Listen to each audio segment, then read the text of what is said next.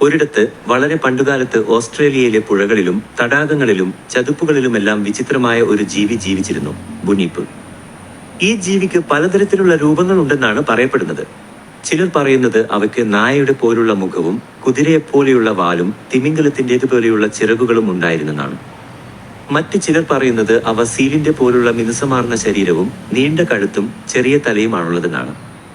ബുനീപ്പിന്റെ രൂപം എങ്ങനെയായിരുന്നാലും അവ വളരെ ഭയപ്പെടുത്തുന്ന ഒരു ജീവിയാണെന്നാണ് പൊതുവെ വിശ്വസിക്കപ്പെട്ടിരുന്നത്. അവ രാത്രിയുടെ നിശബ്ദതയിൽ ഉറക്കെ കരയുകയും ആ ശബ്ദം ദൂരെ ദൂരെ വരെ കേൾക്കുകയും ചെയ്യുമായിരുന്നു. ഈ കരച്ചിൽ കേട്ടാൽ ആളുകൾക്ക് പേടിയാകുകയും അവർ ആ ഭാഗത്തേക്ക് പോകാൻ മടിക്കുകയും ചെയ്യുമായിരുന്നു. ബുനീപ്പുകൾ സാധാരണയായി വെള്ളത്തിനടുത്തുള്ള സ്ഥലങ്ങളിലാണ് താമസിച്ചിരുന്നത്. അവർക്ക് വെള്ളത്തിൽ നന്നായി നീന്താനും ഏറെ നേരം വെള്ളത്തിനടിയിൽ ഒളിച്ചിരിക്കാനും കഴിവുണ്ടായിരുന്നു. ഇരയെ കാത്തിരുന്ന് അവർ പെട്ടെന്ന് വെള്ളത്തിൽ നിന്ന് ചാടി വീണ് ആക്രമിക്കുമായിരുന്നു എന്ന് പറയപ്പെടുന്നു. ആദിവാസി ഗോത്രങ്ങളിൽ ബുനീപ്പിനെക്കുറിച്ച് പല കഥകളും പ്രചാരത്തിലുണ്ടായിരുന്നു. മുതിർന്നവർ കുട്ടികൾക്ക് ബുനീപ്പിനെക്കുറിച്ച് പറഞ്ഞു കൊടുക്കുകയും അവരെ പുഴകളിലും തടാകങ്ങളിലും ഒറ്റയ്ക്ക് പോകുന്നത് വിലക്കുകയും ചെയ്യുമായിരുന്നു. ബുനീപ്പ് പിടികൂടിയാൽ പിന്നെ രക്ഷയുണ്ടാവില്ല എന്ന് അവർ വിശ്വസിച്ചു.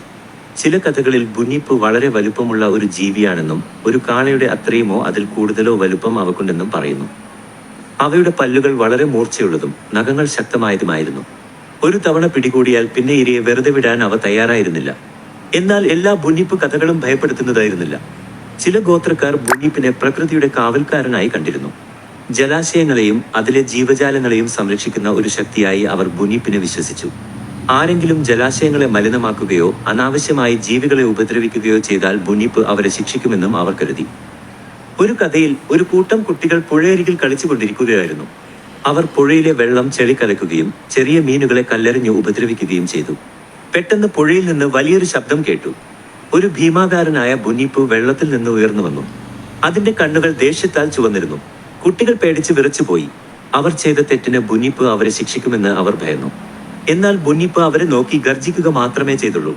എന്നിട്ട് അവൻ അവരെ നോക്കി ഒരു താക്കീത് എന്നോണം തലയാട്ടി. കുട്ടികൾക്ക് തങ്ങളുടെ തെറ്റ് മനസ്സിലായി.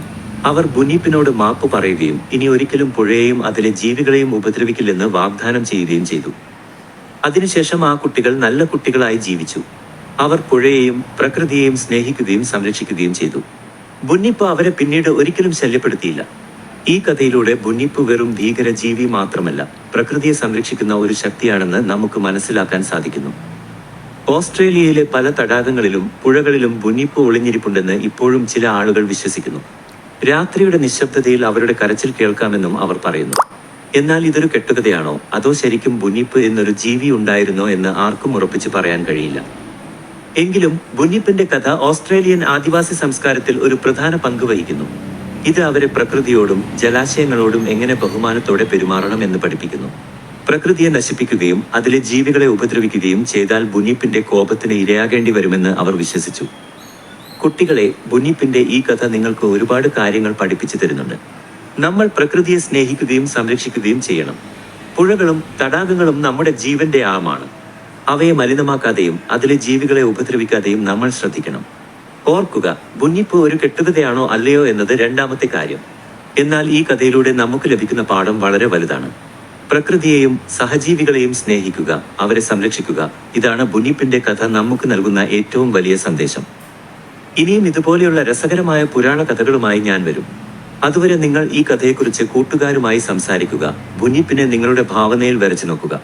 ഒരു പുതിയ ലോകം നിങ്ങളെ കാത്തിരിക്കുന്നു.